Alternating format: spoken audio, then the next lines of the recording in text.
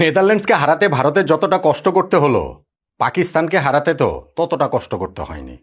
আবার ধরেন গ্রুপ পর্বের এটা তো শেষ ম্যাচ, প্রথম ম্যাচে ইউএসএ-কে হারাতে ভারতের যতটা কষ্ট করতে হয়েছিল, পাকিস্তানের বিপক্ষে জয়টা ছিল ভীষণ রকম আয়েসে। হ্যাঁ, তারপরও পাকিস্তানকে সঙ্গে নিয়েই ভারত সুপার এইটসে উঠেছে।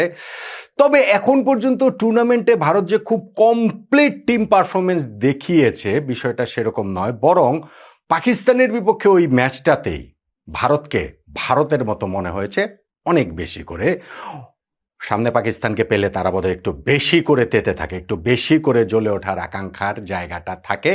কিন্তু টুর্নামেন্টের এই 4 ম্যাচে 4টাই ভারত জিতেছে। টি-20 ওয়ার্ল্ড কাপে টানা 12টা ম্যাচ তারা জিতলো, ওই গতবার থেকে ওইটা শুরু করলে।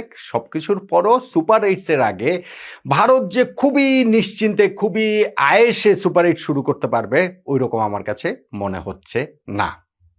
নেদারল্যান্ডসের বিপক্ষে এই জয়টা তো আমি বলবো না যে অনিশ্চয়তার মধ্যে পড়েছিল কোনো সময়, কিন্তু আপনি যখন ক্রিকেট তো আসলে স্ট্যাটসের খেলা, স্ট্যাটসের কিছু তুলনা যদি করেন তাহলে কিছু কিছু জায়গায় কিন্তু ভারতের দুশ্চিন্তাটা রয়েই গেছে। এবং এই ম্যাচে তারা তাদের সেই সুপিরিয়রিটি দিয়ে ওভারকাম করতে পেরেছে। তবে সুপার এইটসে যখন আরও কঠিন প্রতিপক্ষের মুখোমুখি হতে হবে তুলনামূলক, তখন ভারতের খেলাটাকে আরও একটু রেইজ করতে হবে। অবশ্যই এটা বলে লাভ নেই, কেননা এইখানটাতেও এই ইউএসের কথা বলছি কিংবা এই নেদারল্যান্ডসের কথা বলছি, এগুলো তো তুলনামূলক সহজ প্রতিপক্ষ। যখন আবার পাকিস্তানের বিপক্ষে খেলা হয়েছে তখন তো তারা তাদের ওই পারফরমেন্স বারটা ঠিকই রেইজ করে তুলেছিল। আজকের এই ম্যাচটাতে নেদারল্যান্ডসের বিপক্ষে ভারতের যে 17 রানের জয়, সেইটাতে টার্নিং পয়েন্ট কোনটা, ওই আলোচনাইতে করবো। আমার ধারণা আমার এই টার্নিং পয়েন্টের সঙ্গে আপনারা সবাই একমত হবেন, একমত সম্ভবত হতেই হবে। দেখুন, এইবারে টি-20 বিশ্বকাপে আমাদের সবচেয়ে বড় দুঃখ বাংলাদেশ না থাকা, আর সবচেয়ে বড় বিস্ময় অস্ট্রেলিয়ার গ্রুপ পর্ব থেকে বেরিয়ে যাওয়া, বেরিয়ে যাওয়া মানে বাদ পড়া। এর চেয়ে কম বিস্ময় না আসলে অভিষেক শর্মার এখনো রানের খাতা খুলতে না পারা।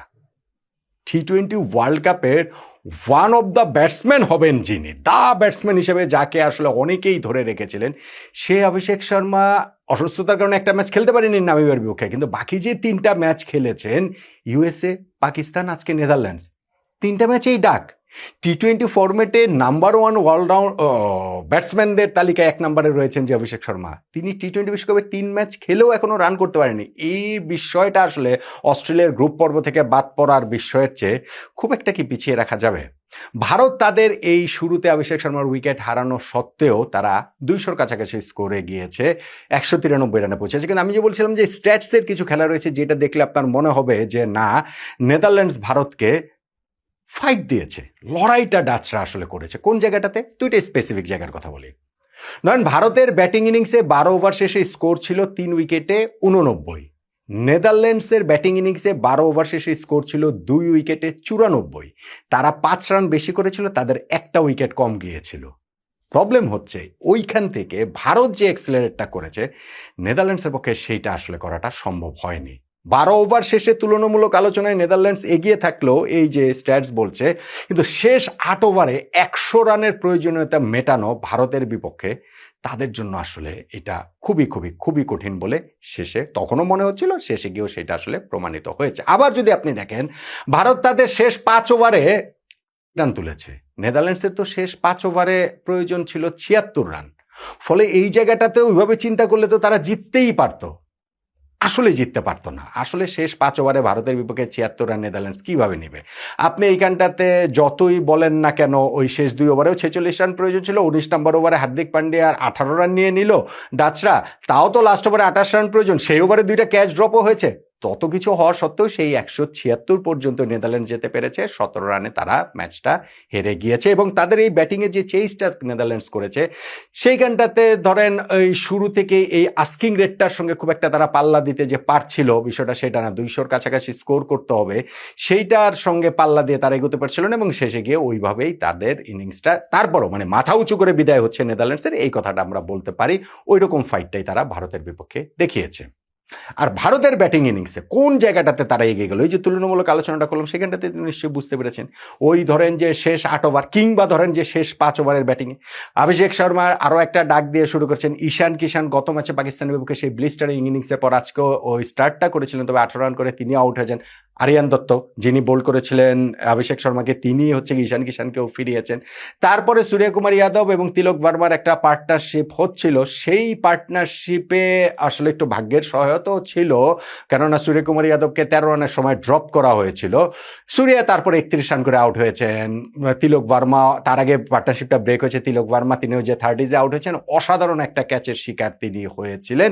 কিন্তু এই সব কিছু আসলে সেট করে দিচ্ছিল বেসিক্যালি শিবম দুবেকে। ওই যে আমি বলছিলাম 12 ওভার শেষে তাদের স্কোর ছিল 3 উইকেটে 89।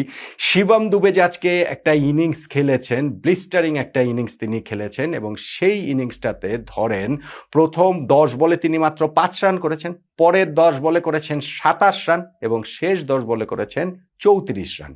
31 নম্বর বলে গিয়ে তিনি আউট হয়েছেন। 31 বলে 66 রানের একটা ইনিংস শিবম দুবে খেলেছেন, যেইখানটাতে 4টা 4 মেরেছেন, 6টা ছক্কা মেরেছেন।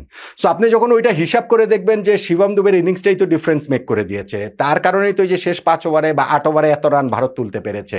এবং তার স্টার্টটাও তো খুবই স্লো স্টার্ট ছিল, যেহেতু প্রথম 10 ওভারে তিনি প্রথম 10 বলের মধ্যে তিনি মাত্র 5 রান করেছিলেন, ওইখান থেকে তিনি কিক অফ করেছেন। নেক্সট 10 বলে 27 রান, পরের 10 বলে 34 রান, তাতে করেই তো স্কোরটা, ভারতের স্কোরটা যেমন 200-র কাছাকাছি চলে যায়, শিবম দুবেও হচ্ছে কি ওই রকম একটা দারুণ প্রয়োজনীয় ইনিংস খেলেন। শেষ দিকে গিয়ে তাকে সাপোর্টটাও দিয়েছেন হার্দিক পান্ডিয়া, কত 21 বলে 30 রানের একটা ইনিংস তিনিও আসলে খেলেছেন। সো আপনি যখন এই ম্যাচে ভারতের 193 রানের জবাবে নেদারল্যান্ডস 176 রানে আটকে গেল, 17 রানে ভারতের জয়ের টার্নিং পয়েন্টের আলোচনা করতে গেলে শিবম দুবের ইনিংস খুব প্লেন অ্যান্ড সিম্পল, বা শেষ 5 ওভার প্লেন অ্যান্ড সিম্পল। কিন্তু সেই দুবের ইনিংসের ওই যে পরের অংশটা, শুরুটা স্লো স্টার্ট হওয়ার পর তিনি যেভাবে হচ্ছে গিয়ে এক্সেলারেট করেছেন সেইটা, কিন্তু সেইখানটাতে খুব গুরুত্বপূর্ণ একটা জায়গা রয়েছে। সেটা কি জানেন? শিবম দুবে মাত্র 2 রানের সময় আউট হয়ে যেতে পারতেন। ইনিংসের ওটা 11th ওভার সম্ভবত, এবং শিবম দুবের পক্ষে যে এলবিডব্লিউ এর অ্যাপিলটা হয়েছিল, আম্পায়ার তাতে নট আউট ঘোষণা করেছিলেন। আম্পায়ার যদি আউট দিতেন তাহলে আউট হয়ে যেতেন, কেননা আম্পায়ার্স কলে শিবম দুবে বেঁচে গিয়েছেন, এবং বেঁচে যাওয়ার পরে তিনি ওরকম একটা ইনিংস খেলতে পেরেছেন। সেই কারণেই আমার কাছে মনে হয় যে আজকের এই ম্যাচটাতে যে ভারত জিতে, আমি বলছিলাম না যে টার্নিং পয়েন্টটাতে আপনারা সবাই হয়তো বা অনেকেই, বেশিরভাগই হয়তো বা একমত হবেন যে শিবম দুবের ইনিংসটা বা তার ওই যে পরের অংশের ব্যাটিংটা বা শেষ 5 ওভারের ব্যাটিংটা, কিন্তু ওর মধ্যেও স্পেসিফিক্যালি যখন আপনি জানবেন যে, বা আপনি দেখেছেন হয়তো বা খেলাটা যদি দেখে থাকেন, যে 2 রানের সময় শিবম দুবে আউট হয়ে যেতে পারতেন, আম্পায়ার্স কলে যে তিনি বেঁচে গেলেন সেই সুযোগটাই তিনি ওইভাবে কাজে লেগেছেন। ফলে আম্পায়ার ওই সময় আউট যদি দিয়ে দিত, এইটা তো আর আম্পায়ারের অপরাধ হতো না, যেমন আউট দেননি সেইটাও অপরাধ হয় না, এইটা খেলারই অংশ।